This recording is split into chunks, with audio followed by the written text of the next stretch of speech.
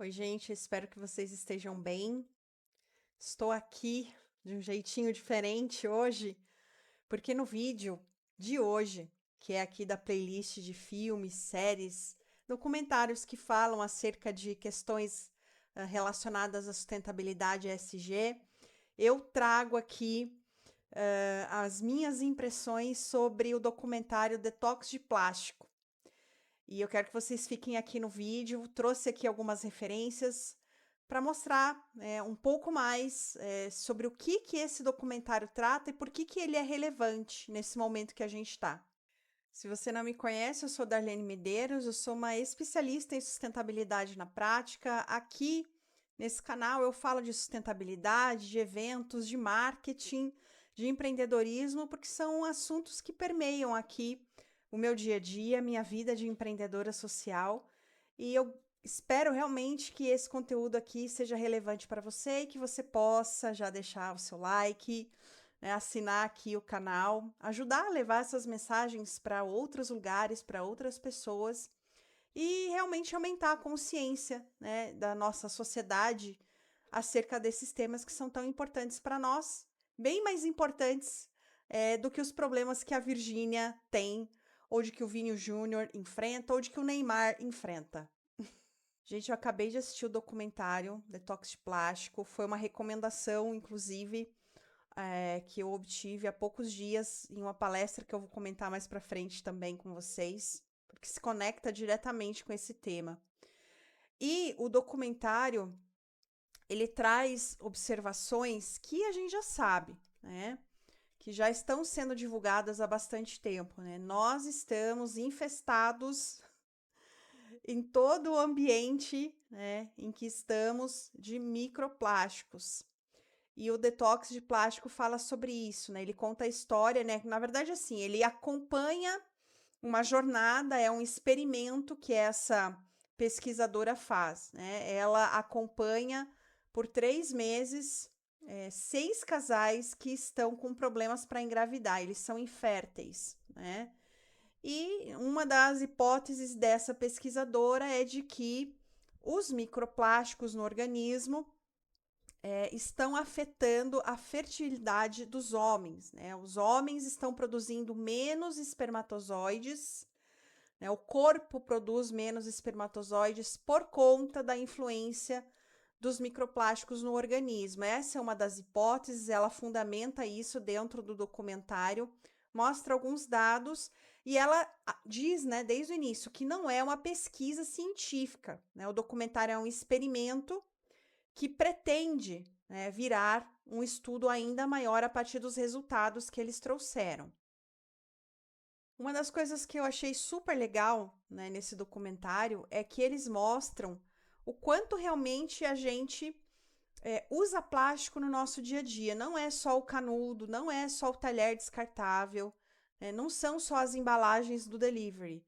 Praticamente tudo que está ao nosso redor está ou contém algum componente que é derivado do plástico, né? O plástico ele é um material derivado do petróleo e eles explicam também dentro do documentário que existia, né, um objetivo inicial, né, com o uso do plástico que se proliferou de uma maneira que se perdeu o controle, né? Hoje tudo é feito à base de plástico, né? Brinquedo, muitas roupas, né? Calçados, os utensílios domésticos, né? Tudo que a gente usa praticamente tem algum plástico. Eles falam dos produtos de beleza, dos produtos de higiene, absolutamente tudo. Então, não é só evitar o plástico, né? A gente, inclusive, eu sempre comento aqui, né? Eu tenho uma iniciativa dentro do mercado de eventos que fomenta mais sustentabilidade, fomenta evitar o uso de plásticos de uso único e é extremamente desafiador porque as pessoas, de uma maneira geral, os negócios, né, de uma maneira geral, estão acostumados a lidar com o plástico, que é um item muito barato, né? E isso tem impacto e tem relevância dentro, né, do nosso dia a dia, do dia a dia dos negócios também, né? E é desafiador. Mas dentro do documentário ela também propõe e explica, né, das alternativas E os casais, então, né, são expostos a essa mudança, topam essa mudança e é chocante ver, né, os resultados, porque à medida que ela vai coletando as amostras, né, nos exames desses casais, ela vai identificando melhorias, né? E os casais se surpreendem e a gente se surpreende assistindo com algo que a gente já sabe que é uma verdade, né? Já muitos estudos, né, muitas publicações foram feitas acerca disso, né? O quanto realmente o nosso organismo tem microplásticos, né? E o quanto a gente ainda ignora, né, e minimiza a informação. E até assistindo esse documentário, eu entendi, né, e já tinha ouvido isso num grupo de pesquisa que eu estou participando, de que a indústria, diante desses resultados, né, do quanto os cientistas, de quanto os ativistas estão tentando melhorar a legislação, tentando evitar que mais poluição plástica aconteça de todas as maneiras, o quanto esses grupos, né, de ativistas, de cientistas, têm sido descredibilizados pela indústria do plástico aí nos últimos anos, na tentativa realmente de confundir a nós como público consumidor. A indústria não tem interesse nenhum, né? Eles não têm interesse nenhum em abrir mão da sua lucratividade. Infelizmente, é uma realidade.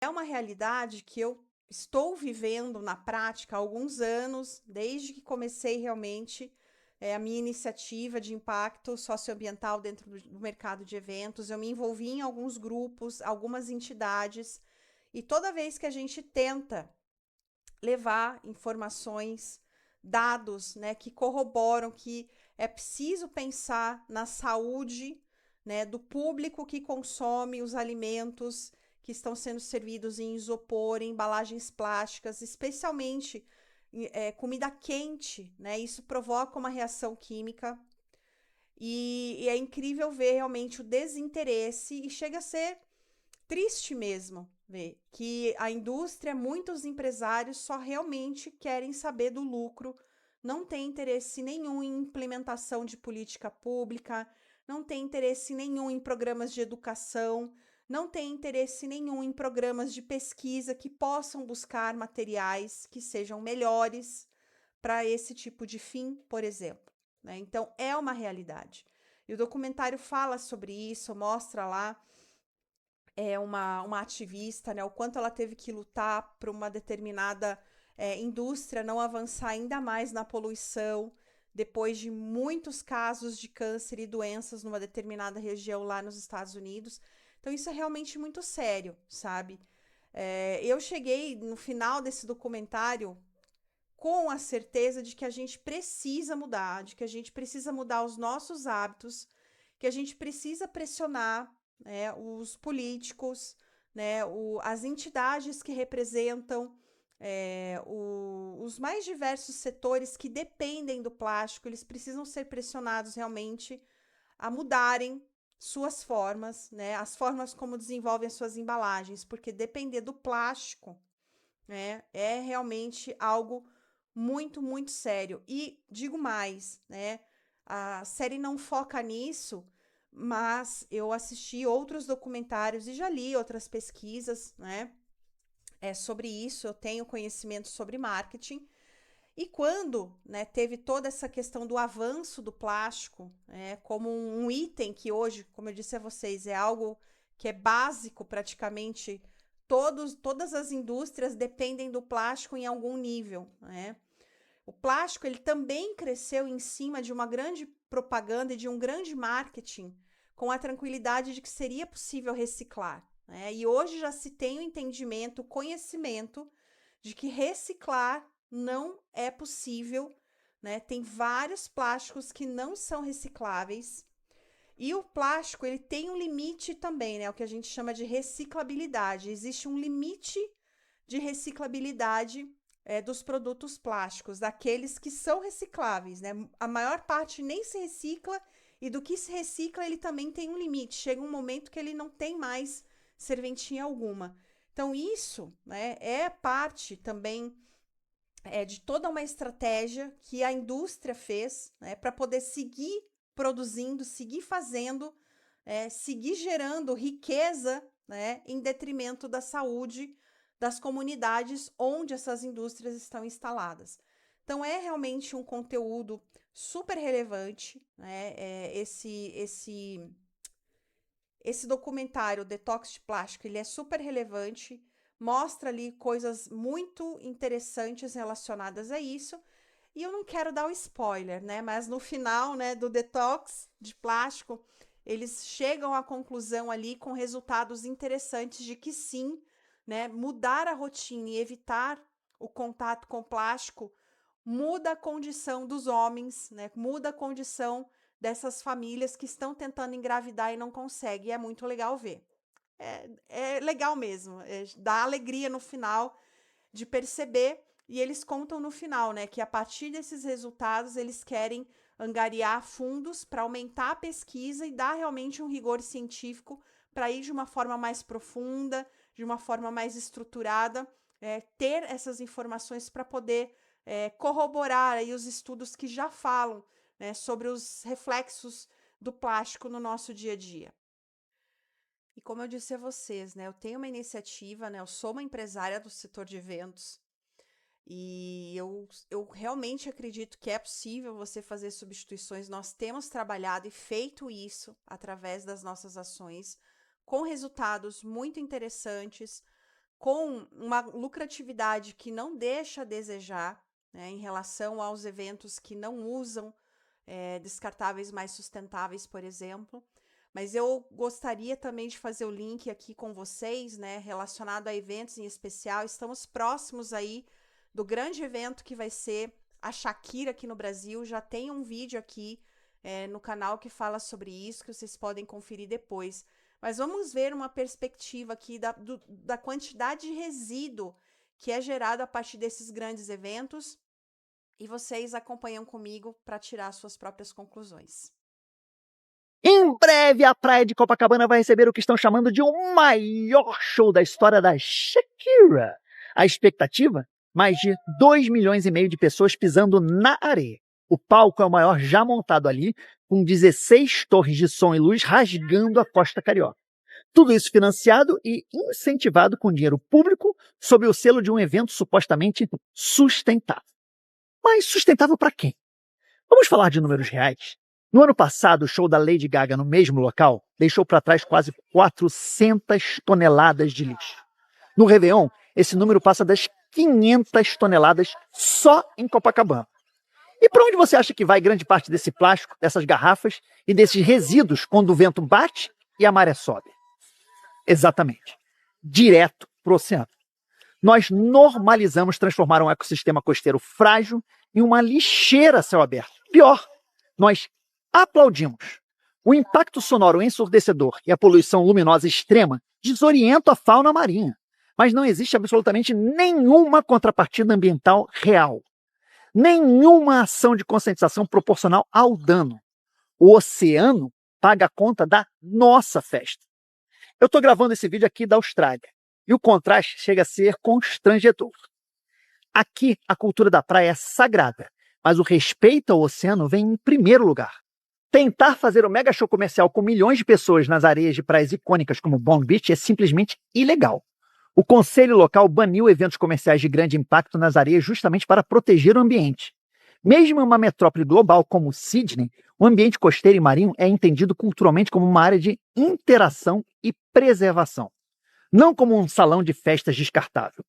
Existem zonas ecossensíveis rigorosamente protegidas e multas pesadíssimas para quem desrespeitar a vida marinha. Eles entenderam que a praia não é um palco infinito. É a fronteira de um ecossistema vivo que precisa de defesa. O show da Shakira vai durar algumas horas. O plástico deixado na areia vai durar séculos no mar. A pergunta que fica é: que tipo de legado nós estamos realmente celebrando? E conectando com esse último vídeo que eu coloquei aqui para vocês, eu participei de um bate-papo com a Ali Farah. Vou deixar aqui uma foto que eu fiz com ela, em que ela fala sobre a moda e a sustentabilidade e alimentação. A Ali Farah é uma jornalista que é especialista em sustentabilidade e ela tem um conteúdo muito legal. Aprendi muito com ela nos últimos anos, só ouvindo os podcasts e lendo os conteúdos. Ela faz várias reportagens e ela trouxe nesse bate-papo que eu participei essa questão realmente que se relaciona, né, com os alimentos, né, a forma como a gente se alimenta, as questões relacionadas aos produtos de beleza e higiene, que no documentário também é apontado, né, como um fator aí que a gente precisa ter alerta, né? E é incrível, gente, o quanto realmente a indústria, né, o quanto existem pesquisas, existem estudos e já existem materiais que são muito melhores que a gente pode acessar. E aqui eu tô falando de uma parte da população como nós, né, eu e você, podem escolher, né? Eu sei que essas questões se relacionam também com o fator sensível, né, de renda, em que países como o Brasil, né, a discrepância é tão grande que não é todo mundo que acessa, mas quem acessa pode escolher, né? Pode escolher usar produtos melhores, materiais melhores. E para quem ainda não pode, cabe a nós, né, pessoas como eu e você que estudam, né, que têm poder de decisão, que têm poder de mudar e de fazer diferença através dos seus negócios, das suas ações, de sensibilizar e de ir atrás, né, ir à luta realmente para a gente ver melhorias, né, na legislação aqui do nosso país, né, na forma como as coisas são conduzidas, porque todo mundo tem direito a viver bem. Todo mundo tem direito a ter saúde. E hoje, né, não é só mais comprar um item que tem plástico ou que tem menos plástico, né? Hoje, isso tá, como eu disse, de uma forma tão impregnada no nosso dia a dia que as pessoas não têm mais escolha. A gente passa a não ter escolha porque praticamente tudo tem plástico, né? E aí, por isso que eu digo a vocês, né, e repito, a questão da legislação, ela é essencial, né? O Chile avançou esse ano em algumas questões relacionadas a isso. Existe aí todo um tratado relacionado à forma como se dará a produção plástica aí nos próximos anos, mas os países, inclusive, né, o Brasil, estão colocando aí algumas questões e alguns entraves para dificultar essas discussões e essas melhorias, porque existe sim muito interesse econômico envolvido, muito interesse político, por consequência, envolvido, não é mesmo? E a gente precisa lidar melhor com isso e a gente precisa realmente ser a diferença que a gente precisa ver acontecendo aqui para nós nos próximos anos, né? Eu tenho tentado, eu tenho buscado fazer a minha parte aqui no meu entorno e eu espero que esse conteúdo aqui possa ajudar você, inspirar você, né, a buscar mais informação ainda e entender que cada um tem que fazer a sua parte e a gente tem que cobrar quem está legislando por nós, tá bem? Espero ter contribuído com esse vídeo. Vão lá assistir o documentário e depois voltem aqui para me contar o que vocês acharam, tá bem? Confiram os outros vídeos aqui do canal e eu te vejo em um próximo vídeo. Tchau, tchau!